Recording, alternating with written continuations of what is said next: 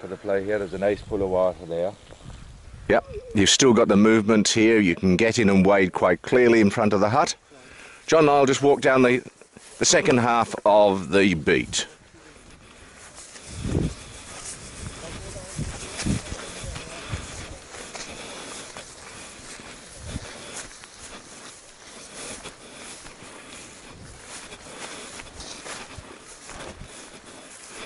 Now tell us about this section as we go down, John. Just across there, if you look across the other side, you have just what they call, they had an old quay there where they used to have a boat years ago. And just along there in front of that is a great place for the salmon to lie. Just as we head down to the next cry, which is called the planks. For obvious reason, you can see all the planks on the opposite bank. And it's a great place for the fly. It's been a good place all year. And actually early on in the year they had quite a few there on the spinner. Also along here it's very good for the worm. And the bottom is, it's quite easy to fish the worm there and a good place for them to lie.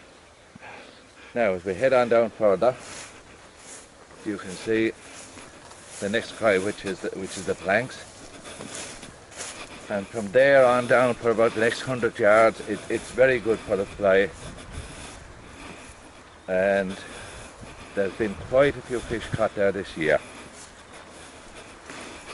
Now you find with the river, for it to be a good fishing section, you generally have one side that is shallow, and on the other side is the deeper area most of the lies.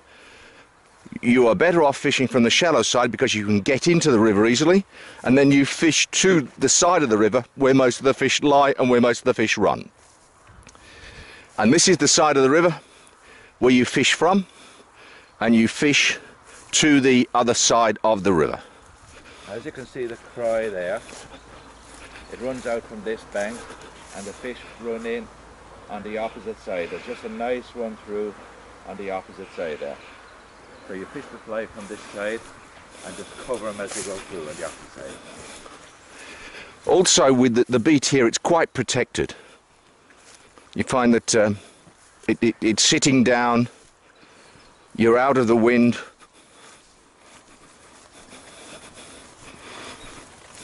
The banks are quite easy to walk.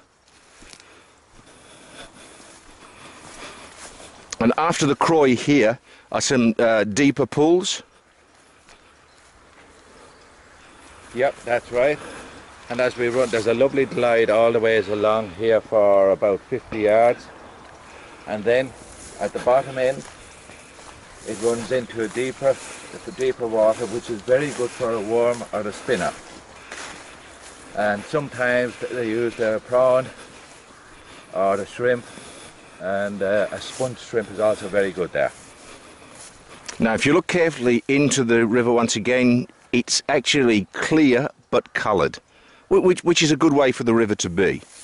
Too much dirt gets into the gills of fish and tends to put them down from taking. So really from today and on from there, it'll fish quite well. Well, that's interesting.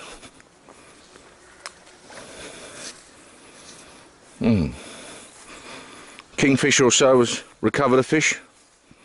Oh, you can see here, look, where otter. An otter has killed a fish. Yeah.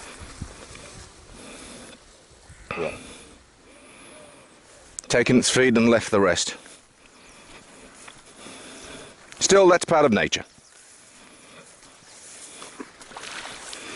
And you can see where the water was up here probably as late as yesterday. The Blackwater isn't a true spate river, but it spates to the extent that it comes up and down quite rapidly, and you need those changes in water to encourage the fish to run.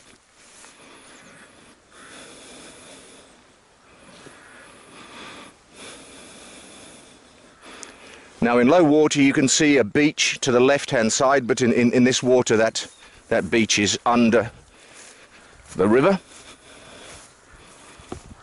And we're coming down to the bottom end of the beat here, which is a more uniform glide. And as John said before, is more suited to the spinner. And you can either float a prawn, float a worm. Some people even float flies down under, which is quite a successful technique in the right circumstances.